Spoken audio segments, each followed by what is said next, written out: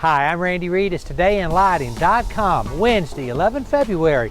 We're sponsored by Interlux, makers of the most effective luminaire to graze a feature wall.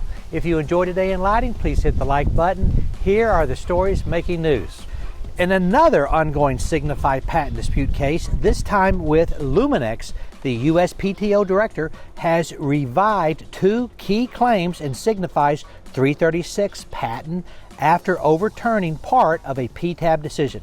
The ruling says petitioners crossed a line by introducing new unpatentability theories in reply briefing. So those claims are back in force. This is important to the industry because it has to do with, among other things, the way tunable white fixtures are switched. Paula Longato, lighting team lead at Vero Happold in Berlin, shares her path from Brazil to Europe and why hands-on mock-ups still beat drawings and renderings. I couldn't agree more. She also outlines her team's sustainability roadmap, pushing for serviceable modular luminaires and a bigger focus on daylight and product lifecycle. Hallelujah. Read more at designinglightingglobal.com.